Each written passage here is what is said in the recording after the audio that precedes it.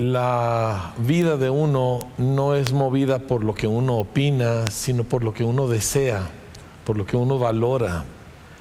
Y en el hogar y en la escuela es donde se forman los deseos y los valores. ¿Cuáles son las cosas importantes para nosotros? Y aunque mucha gente dice deberíamos de ser así, deberíamos de ser así, pero sus vidas se impulsan hacia aquello que en el fondo de su corazón realmente les importa. Y por eso dicen una cosa pero hacen otra. Nosotros estamos buscando a través del trabajo con las familias, en la iglesia y en las escuelas, formar a personas que sus pensamientos y sus deseos y su adoración todos van en la misma dirección. Todos van hacia el reino de Dios y hacen aquello que dicen porque lo creen, ¿sí? Porque lo han abrazado. Entonces, yo quiero compartir con ustedes el día de hoy el porqué de esto. Nuestra escuela está en su año número 35. Ya tenemos rato en esto, ¿verdad? Y hace tiempo me preguntó alguien, oiga, bueno, pero usted, ¿cuáles son sus bases? Y me empezó a decir palabras así, técnicas, de esas difíciles de pronunciar y más difíciles de entender. No, le dije, a mí no me diga terminología rimbombante, le dije, porque yo me pierdo. Le dije, lo único que yo puedo aportar a esto son 35 años en las trincheras. Porque aquí hemos estado. A mí no me interesa si usted sabe decir palabras muy finas, a mí me interesa si usted sabe qué hacer con este chamaco y cómo ayudarle a él a que lea y a que entienda y a que ame lo que está leyendo y a que busque entender la vida que le rodea y que todo eso lo use para el Señor y para su prójimo. Eso me importa. Si usa palabras rimbombantes o no, es lo de menos, ¿sí? Entonces, quiero compartir con ustedes el por qué hacemos esto. Hace 35 años, cuando estábamos trabajando en armar todo este sueño y una cosa imposible que había nacido en nuestro corazón porque pues tenemos hijos y cuando uno tiene hijos pues uno quiere asegurarse que a sus hijos les toque lo mejor y nosotros queríamos para nuestros hijos el reino y la fe en Cristo y no había manera que los educáramos aquí en Parral de una manera que armonizara con la fe que hemos abrazado. Entonces estábamos en el dilema de si nosotros los educamos en nuestra casa o si abrimos un colegio. Y Dios nos habló y nos abrió puertas y nos lanzamos a abrir un colegio, ¿sí? Y en agosto del año de 1989, Instituto Las Américas abrió sus puertas gracias al trabajo unido de una congregación. Porque trabajamos como iglesia. Día tras día nos dábamos de las 8 de la mañana a las 9 de la noche trabajando, construyendo. El domingo previo a la apertura de la escuela, o sea, el domingo antes del lunes en que iniciaron clases, toda la tarde, toda la congregación estuvimos pintando las marcas en la cancha, estuvimos pintando todas las ventanas y las puertas de fierro, haciendo los pizarrones, poniendo piso de loseta vinílica, mil cosas, como iglesia. Y el resultado de aquello fue que nació una escuela que no era simplemente un proyecto de alguien, era una escuela nuestra escuela. Y metimos a nuestros hijos aquí, vendiendo chicharrines, ¿verdad? Algunas familias vendiendo pasteles o menudo, o a ver cómo le hacíamos. Pero metimos a nuestros hijos y los formamos en el Señor y hay una marca sobre nuestros hijos. Es una cosa muy impresionante. Y de hecho yo estoy mirando aquí los rostros de muchos, ya no puedo decir muchachos, ¿verdad? Porque ya están más macizos, pero que aquí se formaron y gloria a Dios por ello. Entonces yo quiero compartir esta mañana el porqué de todo esto, porque quiero que usted comprenda por qué hacemos esto, porque no quiero que ninguno de nosotros sea un espectador. Dice, pero yo ya no tengo niños. Eso nunca nos ha detenido. Hay personas en esta congregación que por 35 años han dado becas para niños ajenos, ¿sí? que han sostenido la educación de otros niños porque han abrazado esta visión. Yo quiero que entienda el porqué de ello y entonces vamos nosotros a caminar juntos en la tarea que tenemos por delante. Padre, te pido que nos ayudes para nosotros poder entender tus caminos, entender y abrazar tus propósitos y ser parte de ello y aportar a ello. Te lo pedimos en el nombre precioso de Cristo Jesús. Amén. Amén. Muy bien. Nosotros vivimos, familia, en un mundo que está completamente confundido. ¿Sí? Es una sociedad confusa. ¿Sí? Encontramos nosotros en esta sociedad, como dijo un pastor con cierto sentido de humor, dice, estamos tan confundidos que ya no sabemos a cuál baño entrar. Dice, así está el planeta en que vivimos, una incertidumbre tremenda, la verdad es relativa, ya tu verdad es tu verdad, pero respeta la mía, y cada quien piensa lo que quiera, y como si no existe una cosa segura y cierta. Luego vivimos en un mundo tan confundido. Esto último es vital entenderlo, que el ser humano le ha atribuido a sus emociones el derecho de decidir qué es la realidad. Así que tenemos nosotros en nuestros tiempos a una mujer que está embarazada, pero ella va a abortar el producto porque le estorba. Pero esa misma mujer, ¿verdad? Un par de años después, ahora sí quiere, ahora es su bebé. Y porque ella lo siente, uno es un ser humano y el otro es una masa de células. Y uno dice, no, pues yo hoy me siento hombre, hoy yo me siento mujer, hoy yo me siento orangután, qué sé yo, ¿verdad? Yo soy lo que yo siento que soy. Y nos atribuimos el derecho de decir, lo que yo siento, eso es la realidad. Qué cosa tan terrible. Imagínense, 8,000 millones de habitantes en la tierra, 8,000 millones de opiniones y sentimientos, y todo el mundo está confundido, ¿sí? Y de ahí vienen el aborto y la confusión de género, y todo esto nace de filósofos como este que estoy mencionando aquí, llamado Bertrand Russell. Fue un ateo famoso de principios del siglo XX, que básicamente decía, la realidad es lo que yo siento que es. Y así vive ahora. En su tiempo pensaban que estaba loco, ahora así vive el mundo. Nuestros niños saturados de medios digitales. Nunca ha habido una generación que creció con acceso a la información del mundo en su mano, que tienen acceso irrestricto a internet, chamaquitos de 5 o 6 años viendo sabrá Dios qué, conectándose con gente que sabrá Dios cómo, ¿verdad? Ese es el mundo en que nosotros vivimos. Aparte le añadimos la desintegración familiar. ¿A qué estoy refiriéndome? 70% de los jóvenes en México practican la unión libre, ¿sí? O sea, no se casan, nomás se juntan, ¿sí? Y piensan que eso es de alguna manera aceptable. Y añadido a eso, y esto es un dato que investigué hace 3 días del INEGI, en el año 2019, o sea, hace ya 4 años atrás, el 63% de los niños a nivel nacional nacía fuera del matrimonio, ilegítimos. 63%, y a la misma estadística decía, y esto va a crecer y crecer. O sea que ahorita ya estamos arriba. En Chihuahua, desde años atrás, estamos arriba del 70% de los niños que nacen fuera del matrimonio. Y de los 30% que nacen dentro de un matrimonio, la mitad de esos matrimonios terminarán en el divorcio en los primeros 5 años de su matrimonio. Así que el 85% de los niños del estado de Chihuahua crecen en hogares desintegrados, en hogares disfuncionales. O sea que si usted tiene papá y mamá, usted es garbanzo de a libra, ¿sí? Usted es una rareza en el mundo en que nosotros vivimos el día de hoy. Ahora, imagínese la condición en que esta persona va a llegar. Añádale a eso el cambio climático, añádale a eso las situaciones económicas, añádale a eso la esclavitud moderna que existe en el mundo, la trata. Si sabe, una de las cosas que salió a la luz después de la catástrofe de Acapulco, que Acapulco ha sido ya por años la capital de la pedastería y de la prostitución infantil, la capital del mundo de esto, y obviamente con conocimiento de todo mundo. hoteles, gobierno, etcétera, etcétera.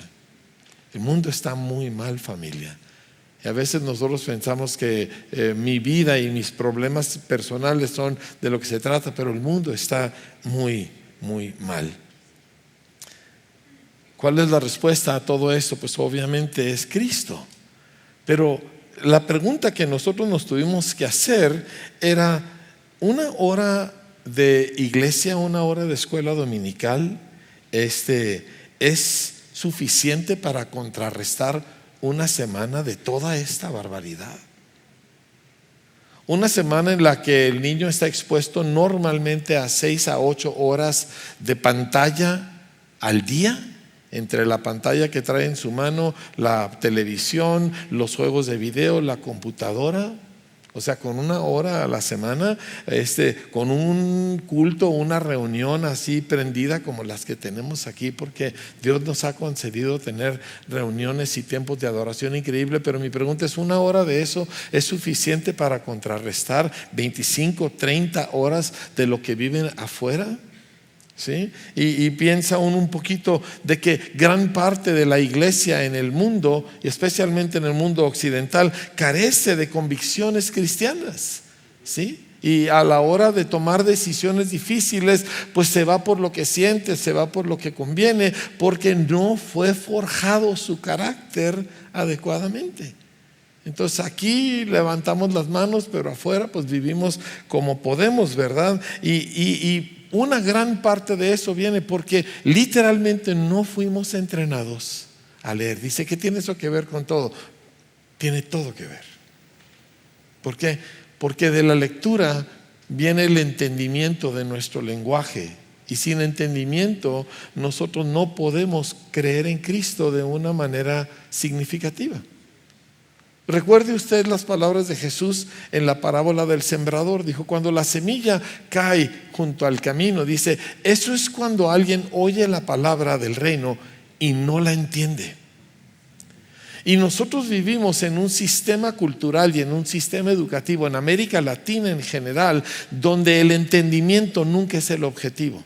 El objetivo es cumplir con el programa. El objetivo es palomear, ¿verdad?, la lista de pendientes. Pero el objetivo no es que este niño capte todo lo que estamos permitiéndole descubrir, ¿sí? Y entonces nosotros encontramos que el niño aprende a memorizarse cosas que no entiende y a vaciarlas en un examen. Por eso nadie va a la escuela para aprender. Usted pregúntele a cualquier muchachito por qué va a la escuela, y él va porque tiene que ir. Porque si no va lo castigan. Y va porque pues ahí están sus cuates, ¿verdad? Ahí están sus amigos. Pero de que un niño, y estoy hablando simplemente, nosotros entre nuestros dos colegios tenemos, ¿qué somos? Que 400, 570, más o menos como 550 alumnos, más los de Tecorichi, ¿verdad? Cerca de 600 alumnos, ¿sí? Imagínense que en la típica escuela con 600 alumnos, quizá habrá 10 que van porque quieren aprender, y el resto va porque tiene que ir, porque pues es la cultura, es la obligación. Y así fuimos educados nosotros. Mire, a nosotros no nos gusta leer, a los latinos no leemos porque, bueno, lo vemos, ¿verdad? Simplemente yo les comento de lo que he vivido. Yo voy de vacaciones a un hotel en Mazatlán, ¿verdad? Y me voy al lobby, y ahí siempre tienen una biblioteca de libros que gente ha dejado, que gente lleva libros a leer a sus vacaciones y luego ya los deja para que otros los lean. Todos están en inglés, porque ningún mexicano lleva libros, ¿sí? Y cuando usted ve a alguien, ¿verdad?, ahí en un camastro leyendo un libro de este pelo, ¿verdad?, pues es un gringo. En cambio, si usted ve 5 o 6 gentes alrededor de una hielera llena de comida, pues es una familia mexicana, ¿verdad? ¿Sí? Y lo que descubrí es esto: a usted no le gusta leer y no es su culpa, porque así se le enseñó mal. No se le dieron lecturas adecuadas para su edad, no se le pusieron las historias de los niños detectives, ¿verdad?, de los niños perdidos, no, se le pusieron cosas horrorosas que nadie quiere leer, ni el adulto, mucho menos el niño. Y por esa razón no amamos la lectura, y no fue su culpa, pero sí es nuestra responsabilidad cambiar aquello. No podemos nosotros pasarle esto a la siguiente generación y que ellos también sean igual de ignorantes. Y leemos la Biblia, y cuántas veces, amados, leemos la Escritura y no la entendemos porque no entendemos el vocabulario y no tenemos el hábito de darnos a la tarea de averiguar qué significa aquello. Entonces toda esta dinámica, a mí como pastor y como creyente y como alguien que carga sobre sus hombros con el peso del evangelio, esto se me carga a mí. Porque digo, si la persona fue entrenada a no entender nada, a vivir de lo que siente, entonces yo no lo puedo alcanzar para Cristo. ¿Por qué? Porque típicamente una persona vive no de la predicación, no de la lectura, sino del impacto emocional de un buen predicador. Pero eso solo aguanta unas cuantas horas. Y lo vemos nosotros en la práctica, ¿verdad? Porque es muy común de que cuando alguien, vamos a decir, alguien hoy faltó, ¿verdad?, a la reunión por X, se enfermó la tía, ¿verdad?, o tuvo que trabajar, y en la tarde se topa con uno de nosotros y nos pregunta: oye, ¿cómo estuvo la reunión? No, estuvo tremenda, la adoración estuvo increíble, Dios estuvo ahí, de ver así. Y luego y el pastor se aventó una predicación poderosa. Wow, en serio. ¿Y de qué habló? No me acuerdo, pero estuvo tremenda, ¿verdad? Ahora, yo sé que nos reímos y lo digo chistoso para que no se nos olvide, pero es trágico, porque significa que no oí, significa que mal salí y sucedió lo que dijo el Señor Jesús, que llega el diablo y se roba la palabra, y de nada me sirvió. Ay, pero me siento mejor. Y eso fue todo. Pero todo eso viene por la forma en que fuimos educados, a no leer, a no pensar. Por eso estamos haciendo Selah. Por eso nos hemos dado a la tarea, porque es mucho trabajo preparar un Selah, para que nosotros nos tomemos el tiempo para meditar y para obligarnos a escribir, porque ahí es donde empezamos nosotros a sacarle jugo a las Escrituras. Mire, quiero que comprenda, y me voy a saltear algunas cosas de aquí porque no todo lo pienso dar en el mismo orden. En la cultura de Dios, quiero que diga conmigo esa frase: la cultura de Dios, la educación es central. Escúcheme bien. En la cultura de Dios la educación es central, porque Dios aborrece la ignorancia. Y nosotros vemos esto desde el mismo libro de Génesis. Porque encontramos nosotros que Dios prepara a un hombre, en este caso a Abraham, le promete darle un hijo, pero no se lo da, y no se lo da, y no se lo da, y no se lo da. Y pasan muchos años, se calcula que unos 25 años de cuando primero recibe la promesa a cuando finalmente nace el niño. Para cuando el niño nace, Abraham es un hombre maduro, es un hombre que económicamente ya está estable, ¿verdad? Y es un hombre que desea a ese niño más que cualquier otra cosa. Y cuando ese niño nace, Abraham se enfoca al niño y se dedica a instruirle. Y en Génesis 18, la Escritura, Dios dijo: yo voy a cumplir el destino de Abraham por la manera en que él va a educar a su hijo. Estoy parafraseando. O sea, su destino se cumple porque él fue un papá que enseñó a su hijo el camino de Dios. No porque fue muy trabajador, no porque fue muy inteligente, sino porque él se dedicó a que su niño conociera mi reino y mis caminos. Y a partir de ahí se forma esta cultura donde Dios establece en el pueblo judío una dinámica de hombres que enfocan y se vierten en sus hijos. Y lo vemos nosotros desde el libro de Éxodo. Cuando Dios va a liberar al pueblo de Israel de la esclavitud en Egipto, en Éxodo capítulo 12, Él le dice a su pueblo, no de que miren, ustedes van a tener estas cosas que van a enfrentar en el camino, o que la tierra donde van a ir va a ser así, así, así. Les dice, ustedes le van a enseñar esto a sus hijos. Dice, ustedes van a guardar este estatuto para ustedes y para sus hijos. Dice, y cuando les dijeren sus hijos, ¿qué es este rito? Dice, ustedes les responderán, esta es la Pascua del Señor. O sea, desde un principio les dijo, ustedes van a enseñarle a sus hijos les van a preguntar, ustedes les van a enseñar. Y luego lo encuentras más adelante en Éxodo, y luego en Deuteronomio, y luego en Josué, y luego en los Salmos, y luego en Proverbios, y luego lo encuentras en el templo de Jerusalén, donde todo un grupo de eruditos y líderes importantes de la nación durante 3 días están sentados escuchando las preguntas de un niño. Se llamaba Jesús y tenía 12 años de edad. Y en ningún otro país del mundo hombres adultos le hubieran prestado atención a las preguntas y a los pensamientos de un chamaco. Pero en esta cultura de Dios sí. Porque Dios les había entrenado a lo largo de 1500 años, casi 2000 años, a que ellos fueran individuos adultos que entendían que en ese niño estaba lo más importante que existía y que ellos necesitaban vertirse y que cada adulto necesitaba ser alguien accesible al niño y que los niños podían hacer preguntas y los adultos les podían explicar las cosas, y eso existe hasta el día de hoy. Hace 3 años yo fui a Israel en un viaje de estudio, precisamente porque yo quería saber cómo educan los judíos, y descubro que el día de hoy ellos siguen practicando lo que Abraham practicó, lo que Éxodo nos enseña. Y nos los explicó un par de rabinos jóvenes que nos dijeron: ¿cuándo los judíos se reúnen para sus fiestas familiares? Las fiestas de Yom Kippur, las fiestas de Rosh Hashanah, las fiestas de Hanukkah, ¿verdad? Todo lo que son el Purim, todo lo que son las fiestas de la historia de los judíos, dice, y todos engalanados, ya están todos los abuelos, los tíos, los primos, todo el mundo, a veces docenas y docenas de gente, y dice, y es la responsabilidad de los niños pararse delante de todos los adultos y hacerles preguntas.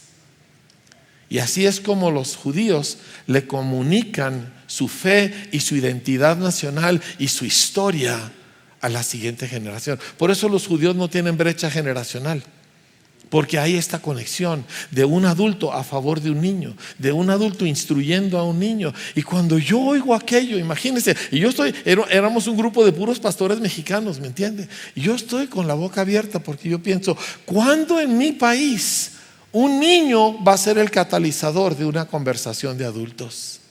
¿Nosotros qué hacemos? Váyanse a jugar, niños, ya les pusimos ahí una caricatura, déjenos a los adultos estar aquí solos un rato. No así en la cultura de Dios.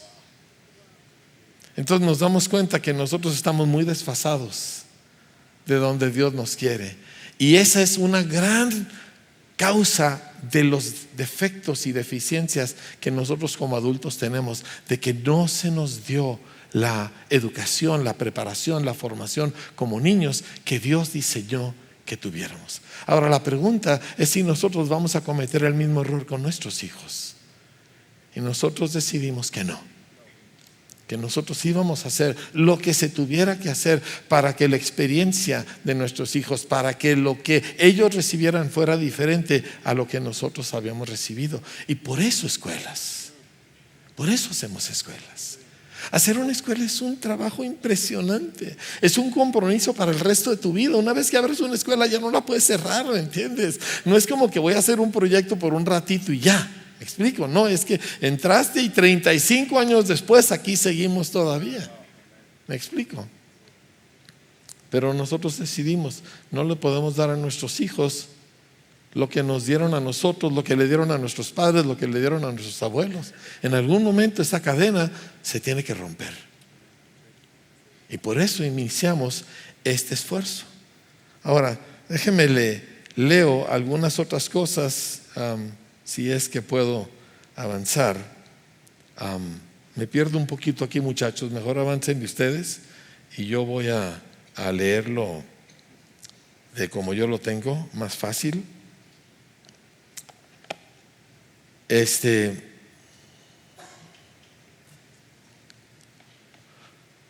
¿Qué otras cosas le puedo platicar para que entienda la raíz y la razón de nosotros en este tiempo invertirnos como iglesia en colegios? Esta cuestión de aprender, de entender, no sucede en automático. Ahora, hay un instinto puesto por Dios en el ser humano para aprender, y lo vemos nosotros en nuestros niños que hacen preguntas. ¿Verdad que los niños hacen preguntas? ¿Sí? Y los papás los callamos. Mal hecho, terriblemente mal hecho. Yo he regañado a maestros que callan a sus hijos Maestros que me dijeron, ay, sí, es que mi hijo me pregunta y pero hasta que le dije, ya cállate. Le dije, ¿cómo te atreves a decirte maestro? Callando a un niño que está expresando su instinto de aprendizaje que Dios le puso. Porque el niño típico se hace aproximadamente 400 preguntas al día a sí mismo. ¿Por qué hay tanta gente en ese lugar? ¿Y por qué las sillas son azules? ¿Y por qué no las tienen verdes mejor? ¿Y por qué tienen las luces prendidas así? ¿Y por qué hay un señor adelante hablando? ¿Y por qué él no trae camisa, nada más suéter? ¿Y por qué el de allá hizo esto? ¿Y por qué esa señora está regañando a su marido? ¿Verdad? Y así por el estilo. Y duro y dale, duro y dale, duro y dale. Así funciona la mente de un ser humano. Así te hizo Dios a ti hasta que te callaron. Hasta que te dijeron, ya cállate, ya me tienes harto. ¿Sí? Hasta el día que levantaste la mano en el salón de clase, hiciste una pregunta y la mitad de tus compañeros volteó y dijo, ¡ay!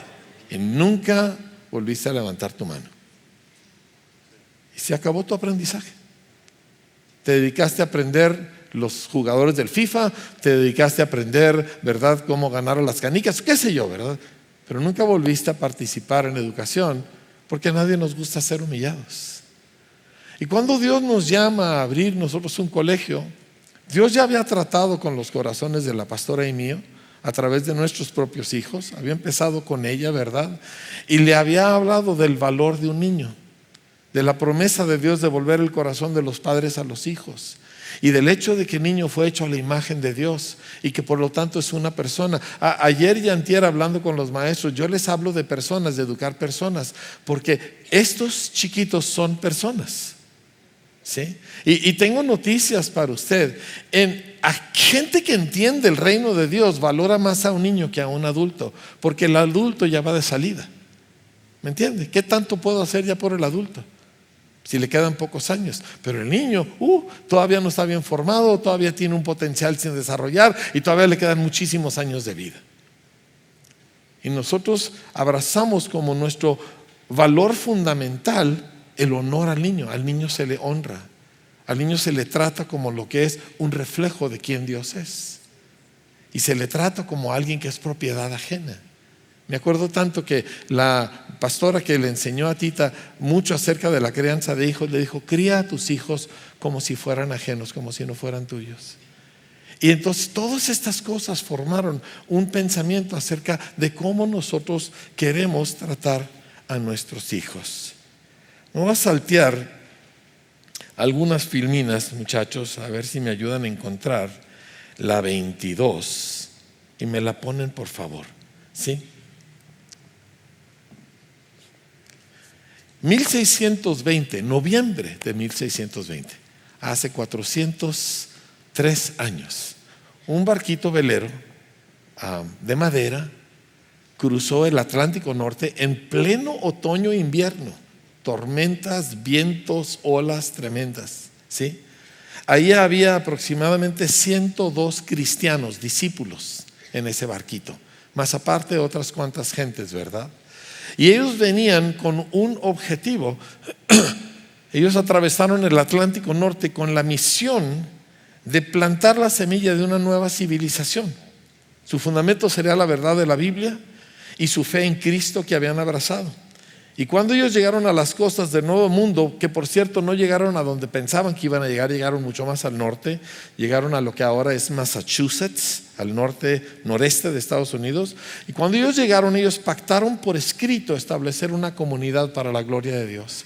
Ese documento se llama The Mayflower Compact y es el primer documento de jurisprudencia en Estados Unidos de Norteamérica, firmado el 21 de noviembre, si mal no recuerdo, del año 1620. Y en estas familias, firmado por, si mal no recuerdo, 39 cabezas de familia, firmaron y se entregaron a sí mismos a levantar esta comunidad que operaría para la gloria de Dios y el avance del reino. Por escrito. Ese invierno la mitad de esas familias murió por el frío, por el hambre, por enfermedades, y no desistieron. Para los 27 años cuando esa colonita ya había cumplido 27 años, menos años de los que nosotros tenemos como congregación, ellos ya habían establecido lo que hoy es la Universidad de Harvard. ¿Sí? Ellos ya estaban dedicando a veces la totalidad del presupuesto del Estado, o la provincia, que ahora es el Estado, enteramente a la fundación de escuelas, porque para ellos la educación de sus hijos era de suprema importancia. Impresionante. Había leyes para cada poblado. De cierto tamaño tenía que tener tantos maestros, de tanto tamaño tenía que tener tantos maestros. Y si los amos no enseñaban a sus hijos y a sus esclavos, porque había esclavos también, ¿verdad? Y no les enseñaban los caminos de Dios y la Biblia, entonces eran castigados con multas o cárcel. Y todo esto era parte de la forma en que ellos funcionaban, ¿sí? En este mismo tiempo, si me pone la siguiente filmina, está surgiendo un hombre llamado Jan Komensky en la República Checa, en lo que hoy es la República Checa, en aquel entonces conocido como Bohemia, ¿sí? Y poca gente conoce acerca de Jan Komensky, pocos cristianos conocen acerca de Jan Komensky, pero es probablemente uno de los 10 hombres cristianos más influyentes de los últimos 2000 años. ¿Por qué? Porque él inventó la educación moderna. Él inventó, se le conoce como el padre de la pedagogía. Si usted va a la normal, ahí sí saben quién fue Juan Comenio. Nosotros los cristianos no sabemos, pero ellos sí saben, ¿sí? Si usted va con cualquier educador, es más, si usted se mete a la página de la UNESCO, que es una organización de las Naciones Unidas, está llena de documentos respecto de Juan Comenio. Hay un día de Juan Comenio por las cosas que él promovió.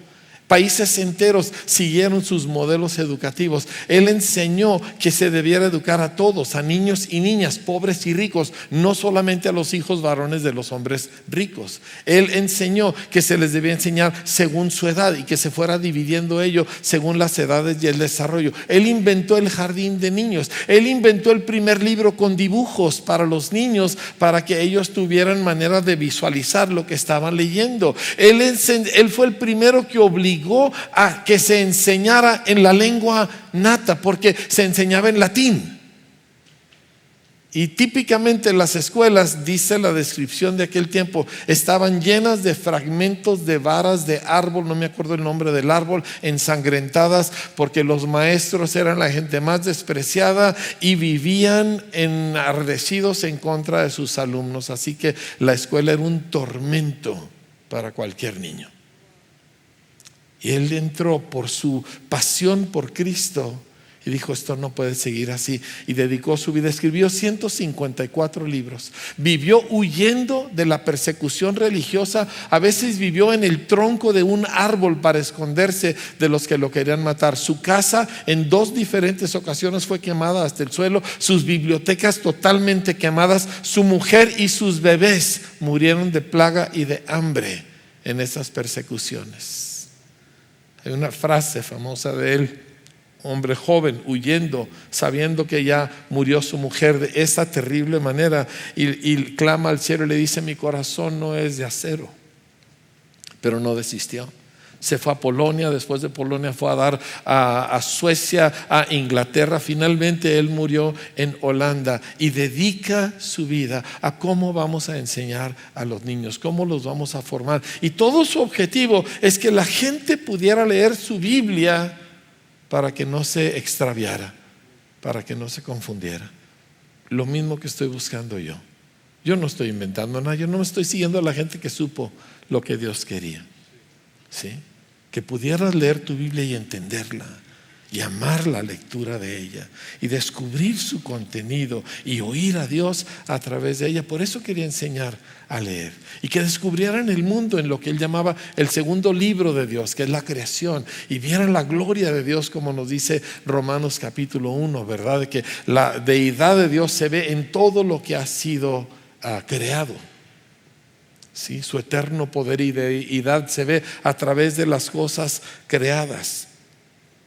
Él quería sobre todo que el alumno entendiera y amara el entender. ¿sí? Y él enseñaba cosas como tú, maestro, no puedes llegar y nada más decirle un montón de cosas. Tú tienes que hacerlo atractivo para el niño y tú no puedes ponerle a hacer un trabajo mientras el niño no lo ha entendido. Y él era enemigo de la tarea, por cierto, ¿verdad? Él no le gustaba la tarea porque decía, la hacen mal, ¿verdad? Y en vez de avanzar retroceden y cambió el mundo. Porque él vio que estos son personas. ¿Me explico? No juguetes, no lo que yo uso para sentirme que soy mejor, no para yo realizarme a través de mi hijo, que yo no pude ser doctor, para así que él va a ser doctor, para que yo me sienta mejor. Él vio que ellos son personas. Y como resultado, cambió el futuro literalmente de millones.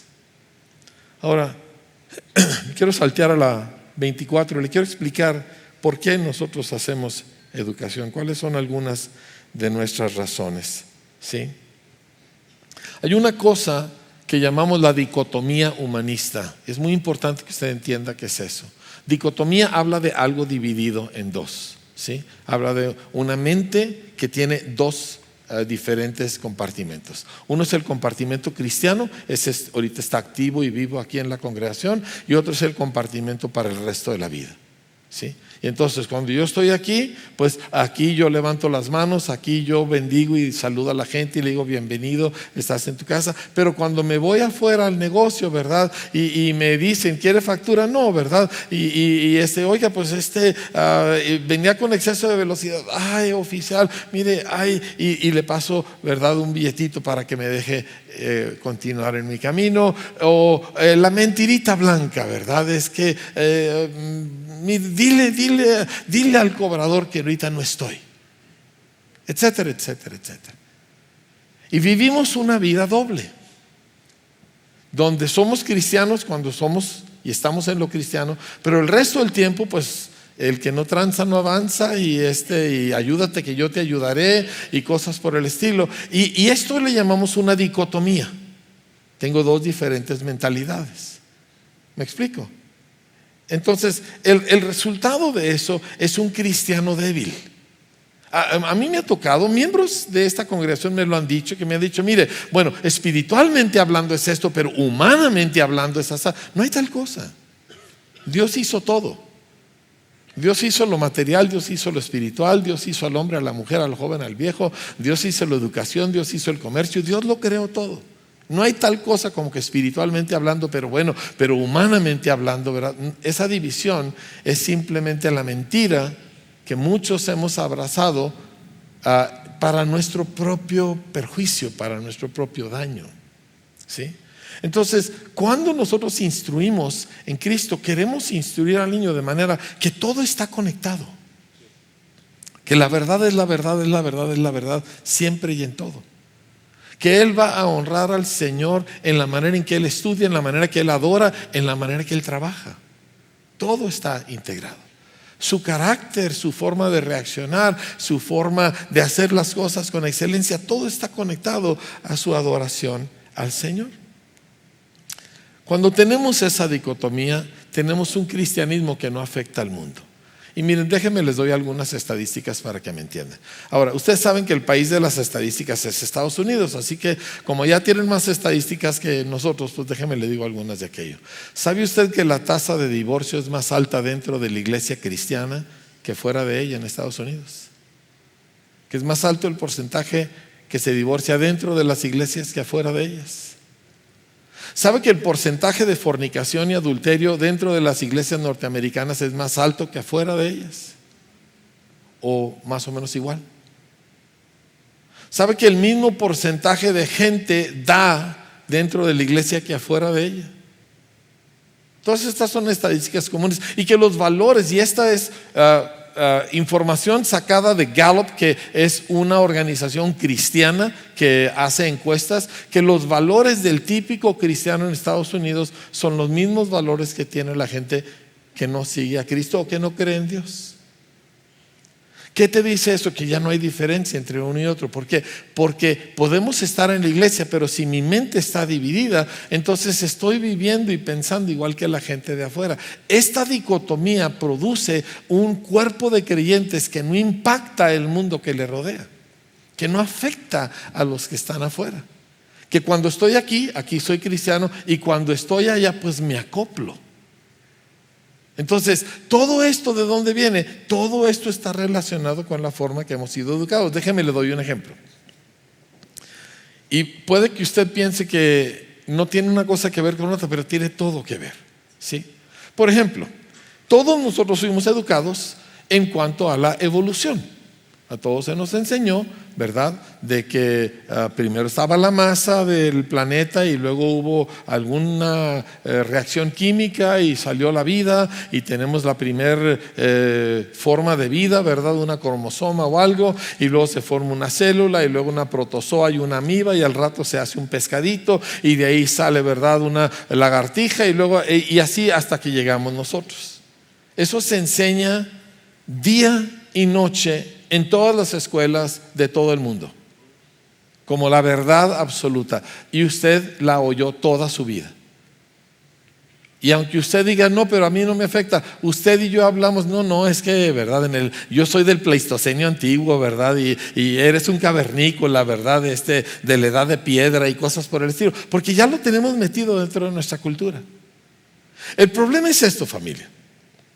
Si no hay un Adán literal, como el precursor de toda la raza humana, que traiciona a Dios y se pierde, si Él no existió, entonces la Biblia es mentira y el Evangelio es innecesario. Porque si no hay una caída original, entonces ¿para qué necesitamos un Salvador? Y ahí tenemos nosotros una cosa que llamamos el DMT. Dice, ¿qué es eso? Suena como una medicina. Es peor, es más bien como un veneno, ¿sí?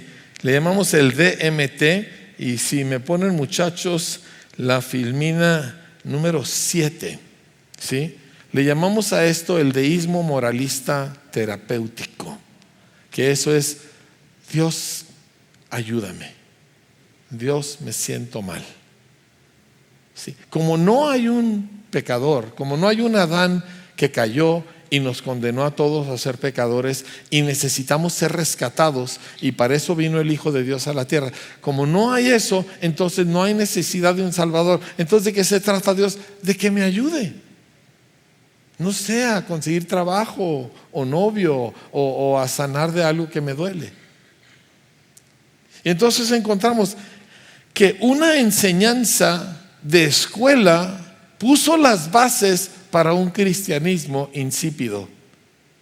La razón que Cristo vino fue para perdonar nuestros pecados, y todo eso nace con la caída de Adán. Si Adán no existió, si simplemente un día un orangután en Borneo, ¿verdad?, o un chimpancé en África de repente dijo, ay, me llamo Lucy, por así le ponen, ¿verdad? ¿Sí? Si eso es lo que sucedió, entonces usted está perdiendo su tiempo leyendo este libro y siendo parte del reino de Dios, o leyendo y escuchando el Evangelio. ¿Me explico? Todo tiene su consecuencia. Cada verdad o mentira que nosotros oímos tiene su consecuencia. Es más, déjeme le pregunto esto: si de veras nosotros no fuimos creados por el Señor, si no hubo una creación específica, entonces todo se permite. Porque si simplemente somos el resultado de un proceso químico que generó una célula que después se convirtió en otra cosa hasta que llegamos nosotros, o sea, simplemente somos el proceso o el resultado de un proceso evolutivo de 1,000 y millones de coincidencias, entonces todo es permitido. ¿Y qué tiene de malo si yo robo a mi vecino? Ay, no debes de hacerle daño a alguien más. ¿Por qué no? El león le hace daño a la gacela, el coyote le hace daño al pajarito, se lo come. ¿Qué tiene de malo? Es la ley de la selva, es la supervivencia del más fuerte. Si nosotros entonces exponemos a nuestros hijos a una educación donde en contenido y en práctica y en ambiente todo se vale, ¿cómo entonces nos sorprendemos que ellos no quieran abrazar la fe en Cristo? No hacemos escuelas porque no teníamos otra cosa que hacer. Y no hacemos escuelas porque queríamos hacer algo de alta alcurnia. Hacemos escuelas porque nuestros hijos son nuestra herencia. Mis hijos no son para este mundo, no son para el pecado, no son para el diablo, no son para el infierno. Mis hijos me los dio Dios y son mi herencia y yo se los quiero devolver a Él bien parados en Cristo. ¿Me está captando? Por eso hicimos escuelas. Y las escuelas, cuando están centradas en la verdad, producen en ambiente, en contenido y en trato otra clase de personas.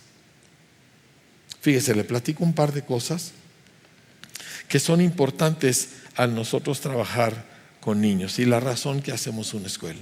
Una parte vital es la formación de carácter. Ahora, honestamente, ¿a cuál de nosotros nos hizo falta que nuestros padres o tutores o abuelos o quien nos haya criado nos hubiera apretado mucho más de lo que hizo? Levante la mano, si ese es su caso.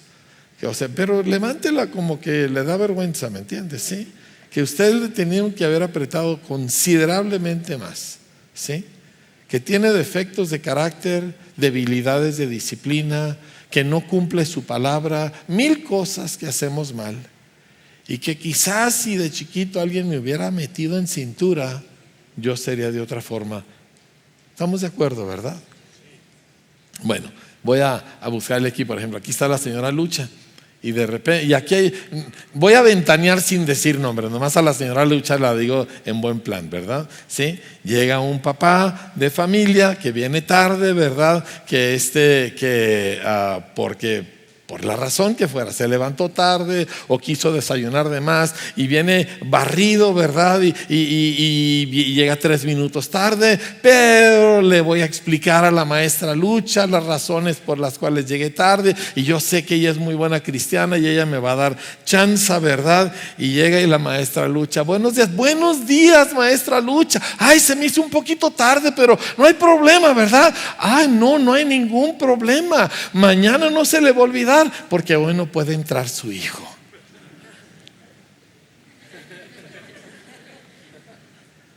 Y nunca vuelven a llegar tarde porque perdieron el día y les tocó 0 en el examen que tuvieron ese día, porque es una falta injustificada, ¿verdad? Y al día siguiente todo el mundo llega 3, 4, 5 minutos temprano. Y cuando haces eso unas 1500 veces a lo largo de tu educación escolar, te conviertes en alguien puntual, en automático. Y una persona puntual se consigue el trabajo mucho más fácil que alguien que llega tantito tarde a la entrevista, ¿sí o no? Así es. Ahora ese es un detalle de 40,000, ¿verdad? ¿Sí? Mire, yo todavía hasta la fecha veo a la señora Lucha y me checo las uñas. ¿Por qué? Porque ella siempre nos checó las uñas a todos, ¿verdad? Me checo los zapatos que estén bien boleados, ¿verdad? Una persona que se acostumbra a eso y a muchas otras cosas, a ser cortés, a ceder el lugar, a abrir la puerta, a pedir disculpas, ¿sí? A reconocer cuando se equivocó, a pedir permiso, a decir gracias.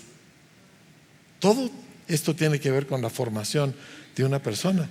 Y ni siquiera hemos entrado todavía en lo académico, ¿sí? Pero esa persona se convierte en alguien que va a reflejar a Cristo y que va a provocar otra clase de impresión en este mundo. Hay muchas cosas más que le puedo leer, pero quiero terminar con 2 elementos. Uno es precisamente, le quiero enseñar tantito académico. ¿Sí? ¿Me aguanta tantito académico? ¿Sí? Mire, a lo mejor usted piensa, a mí no me fue muy bien en la escuela. Una parte fue la forma en que te enseñaron, otra parte fue los malos hábitos que no te cambiaron, ¿sí? Pero les quiero enseñar un poquito acerca de cómo nosotros buscamos enseñar. Si me van a la filmina número 10 y luego vamos a seguir de ahí, ¿sí? Nosotros enseñamos, nosotros no atosigamos a los niños con la Biblia todo el día en la escuela. Los maestros están ahí, niños, y ahí van 17 versículos para memorizarse el día de hoy, ¿verdad? No, para nada. Lo que nosotros les enseñamos es que hay una realidad. Y la realidad de todas las realidades es el creador de la realidad, que es el Señor, ¿sí? O sea, hay gente que dice, bueno, no, pero bájate aquí a la realidad. No, la realidad es Cristo. Sin Cristo, sin Dios, no hay realidad. ¿Está bien? Y les enseñamos nosotros todo lo que les rodea, entendiendo que tiene una fuente, ¿sí? Y en nuestros libros, nosotros les enseñamos las realidades que nos rodean, que nos muestran que hay un creador. Váyanse a la filmina número 12, ¿sí? Aquí nosotros les enseñamos que Dios es la fuente de toda la sabiduría y de toda la inteligencia, y cómo su creación está llena de su carácter y de quién Él es. Todo eso lo encuentra usted en Romanos y en Proverbios, ¿sí? Y encontramos nosotros que hay diseño, ¿sí? Mire, déjeme le muestro una cosa. Todo lo que Dios hace está bonito, todo lo que el hombre hace está feo, ¿sí o no? Usted va por el desierto es austero, pero es bonito, ¿sí o no? Aún el mezquite, que yo no me llevo muy bien con el mezquite, ¿verdad? Pero aún usted ve un campo de mezquite verde y aquello está bonito. Ve el mar, está hermoso. Ve las montañas, están hermosas. Ve un bosque, está hermoso. Llega a la orilla de Parral, qué feo. Así es en cualquier ciudad. Bueno, olvídese de Parral. Llegue a la orilla de Juárez, horroroso. Nuevo Laredo, peor. Torreón, Dios me libre. ¿Me explico? Porque el ser humano no sigue los pasos de Dios y refleja otra cosa. Pero Dios hace cosas con diseño. Así que nosotros nos dimos a la tarea de que nuestros salones fueran hermosos, que estén bien pintados, muy iluminados, porque cuando Dios hizo al hombre, lo puso en un huerto y lo llenó de árboles que eran deliciosos a la vista. O sea, belleza es importante, música es importante, arte es importante. Todas estas son las cosas que hacen a un ser humano completo, porque así es Dios. ¿Me explico? Y a nosotros pues nos criaron en un salón horroroso, sucio, lleno de cochambre en las esquinas, ¿verdad? Con pupitres desbaratándose, y un maestro que preferiría haber sido doctor. Así que no estaba muy contento de estar en el salón de clases. Y encontramos nosotros cosas como el agua. Diga conmigo, agua. Déjame le digo 3 o 4 cosas acerca del agua para que entienda por qué aprender en la escuela es importante si usted va a caminar con Dios. El planeta Tierra existe porque el 75% de su superficie es agua. El agua es una sustancia extraña porque no obedece las leyes de la física. Por ejemplo, el agua sube, contradiciendo la ley de la gravedad. La gravedad jala todo para abajo, pero el agua sube. Si el agua no subiera, no tendríamos árboles, no tendríamos plantas, porque esa agua tiene que subir a veces docenas de metros o más, ¿verdad? Porque el agua contradice la ley de la gravedad. Y luego el agua, cuando se enfría, todos los diferentes elementos que existen en el universo, cuando se enfrían, se comprimen, se reducen en tamaño, menos el agua. El agua, cuando se enfría, se expande. Y como resultado, entonces, cuando el agua se enfría y se endurece y forma hielo, no se hunde, sino que flota. Y como resultado de eso, toda la vida marina no se muere congelada. Si el agua se congelara como debiera congelarse, que es de abajo para arriba, todos los peces del mar y de los ríos y de los lagos morirían en el primer invierno. Así que Dios hizo que el agua fuera rara. Y el agua tiene una cosa que en la química, aquellos que han tomado algo de química, en la química hay una cosa que se llaman elementos. Hay una tabla de elementos y los elementos se combinan unos con otros y forman moléculas, diferentes cosas. Agua es una molécula que está formada de 2 elementos, de oxígeno y de hidrógeno. Tienes un átomo de oxígeno con 2 átomos de hidrógeno. La razón de esto es porque al agua le faltan tantita electricidad y al oxígeno le falta tantita electricidad y al hidrógeno le sobra, y se conectan 2 de hidrógeno por 1 de agua, por 1 de oxígeno, y se forma una molécula de agua. Esa molécula, según la tabla de elementos, debiera tener esta forma, completamente recta, ¿sí? Y todos los demás elementos que les falta electricidad, como al oxígeno, cuando se juntan con hidrógeno, forman moléculas rectas, menos el agua. El agua tiene esta forma. Y dice, ¿y eso qué tiene que ver? A causa de esto, el agua se pega mucho una molécula con otra y retiene mucha más energía que si fuera una molécula recta. Como resultado, cuando sale el sol, los océanos no se evaporan porque pueden absorber toda esa energía.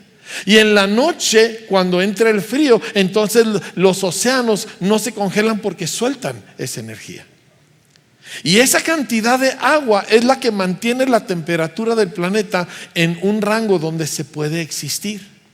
Esa es la razón que cuando uno vive cerca del agua, los inviernos son menos fríos, porque el agua los modera.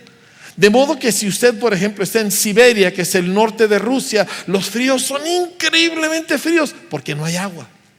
Pero si usted se va a la punta de Argentina y Chile, a Tierra del Fuego, en Sudamérica, que es más frío porque está cerca del Polo Sur, pero no es tan frío porque hay 2 océanos a su alrededor. Entonces el agua, que retiene toda esta energía y la suelta cuando hace frío, hace posible que nuestro planeta funcione. ¿Y sabe quién me enseñó todo esto? Un profesor ateo en la universidad. Y no podía explicarse por qué el agua es así. Pero si no fuera así, ninguno de nosotros existiría. ¿De dónde viene eso? Hay un creador. Hay un causante, no una causa, un causante de todo esto, que con inteligencia lo diseñó. Y si yo quiero andar en el mundo que Él creó, yo necesito empezar a descubrirlo adentro del mundo en el que estoy. Por eso educamos. Última cosa de academia, ¿sí? A esto le llamamos nosotros, digo, porque el otro día me preguntó un educador, dice, ¿a poco hay matemáticas cristianas? Sí, le dije, sí hay. Sí. Esta es Mari la que se está riendo, la adicta de las matemáticas. ¿Verdad, Mari? Sí. Hay un número, el número infinito, se llama pi. Pi no tiene fin. Es cuando se divide la circunferencia de un círculo por su radio, ¿verdad? Sí, dije bien, me saqué 10. Sí, gracias, Mari. Entonces, cuando se hace esta división, sale un número que nunca termina. Pero no es como un 3.3333333 para siempre, no, es un 3.1 y sigue, los números todos son diferentes. Y unas chinitas, porque ya ve que los chinitos son muy listos, ¿verdad? Con computadoras en la nube calcularon hasta 31,000 millones de puntos de posiciones decimales y no terminaron. El número no tiene fin. ¿De dónde sale un número así? Hay alguien que hizo señales y detalles por toda la creación para que nosotros pudiéramos darnos cuenta que no solamente lo podemos ver en este libro, también lo vemos en su otro libro. ¿Me explico? Academia cierra con esto, ¿sí? El lenguaje español, y esto yo lo he hablado antes, pero yo sé que hay algunos de ustedes que no lo han oído y otros que lo han olvidado. El lenguaje español tiene más de 80,000 palabras. Más de 80,000 vocablos. ¿Por qué es esto importante? Porque de todos los animales que existen, solo el ser humano tiene lenguaje. Dice, me está diciendo animal. No, eso le dice su esposa, ¿verdad? Ese no es culpa mía. Le estoy diciendo que nosotros tenemos un cuerpo animal. Y aunque nosotros somos espíritu, porque Dios nos hizo a su imagen, pero nuestro cuerpo es un cuerpo animal. ¿Está bien? Somos el único que tiene idioma. Somos el único que puede decir palabras que hablan de conceptos o de emociones o de pensamientos. Nadie más. No lo pueden hacer los delfines, no lo pueden hacer los chimpancés, no lo puede hacer el perro más listo del mundo. No puede hacer eso. Solo nosotros y Dios. Solo Dios y la raza humana tenemos lenguaje. En esto fuimos hechos a su imagen. Gran parte de la imagen de Dios es que tenemos lenguaje. Ahora, ¿dónde radica el problema? En que ya no le enseñan lenguaje a nuestros niños, en que ya nadie lee ni escribe bien, ni entiende lo que está leyendo y no ama la lectura. El resultado es que, habiendo 80,000 palabras que usted y yo pudiéramos usar, el promedio de nosotros aquí usamos 2,000 a 2,500. Pero si usted se va a un barrio difícil o se va a la sierra, eso se baja a 1,200 o a veces menos de 1,000. Y la imagen de Dios se encoge y se reduce. Y aquel que fue hecho poco menor que los ángeles se vuelve poco más que un animalito, porque no se le educó. No estamos hablando de payasadas, estamos hablando de los propósitos de Dios en la raza humana. Dios nos dio lenguaje para poder expresarnos como Él se expresa, pero si nunca somos instruidos, si nunca aprendemos, entonces no podemos parecernos a Él. Así que hacemos escuelas. Y no solo para que ellos no tengan pornografía en sus computadoras, sino para que ellos aprendan vocabulario y sepan qué significan palabras interesantes y desarrollen su pensamiento, porque así es nuestro Padre. Y así somos nosotros. Y por esta razón hacemos escuelas. Cierro con el versículo que nos mueve en todo esto. Se encuentra en Daniel. Nuevamente son pasajes que yo le he leído a muchos de ustedes, pero quiero que entendamos el por qué lo hacemos como iglesia. Daniel capítulo 1, verso 17. 4 muchachitos judíos raptados de sus familias, 12, 13 años de edad, mutilados, fueron hechos eunucos. Para quien no sabe lo que es eso, es terrible. Un hombre deja de ser hombre, ¿sí? A través de una operación sin anestesia. Y aquí están estos muchachitos eunucos, 13, 14 años, en el palacio de un hombre violentísimo, con un idioma, con alimentos y costumbres totalmente diferentes a las suyas. Y ellos son un puñito en medio de la ciudad más grande del mundo y son esclavos. Todas las tienen en su contra. Y luego dice: pero a estos 4 muchachos Dios les dio conocimiento e inteligencia en todas las letras y ciencias. Y Daniel tuvo entendimiento en toda visión y sueños. Dice: y el rey habló con ellos, y no fueron hallados entre todos ellos otros como Daniel, Ananías, Misael y Azarías. Así pues estuvieron delante del rey. En todo asunto de sabiduría e inteligencia que el rey les consultó, los halló 10 veces mejores que todos los magos y astrólogos que había en todo su reino. Y continuó Daniel gobernando hasta el año primero del rey Ciro. 4 muchachitos eunucos en terrible desventaja, pero Dios los educa. Y Dios causa que ellos entiendan y dominen las ciencias y las letras. Pero ellos son muchachos de convicciones y de fe. Y como resultado, estos 4 muchachitos dominan el imperio de Babilonia, gobiernan Babilonia. Y solo eran poquitos. Eso queremos hacer con tus hijos y los míos. Eso quiero con mis nietos y los que sigan después de ellos. Que ellos, aunque sean poquitos, lo que tienen brilla tanto que ellos tienen una influencia 1000 veces mayor a sus números. Así lo hizo Dios con Daniel y con muchos otros, y así lo quiere hacer con nuestros hijos. Nuestro sueño: hay 25 millones de alumnos de preescolar a secundaria en México. Queremos educar al 1%, 250,000. Ahorita ya estamos educando arriba de 30,000 de ellos, ¿sí?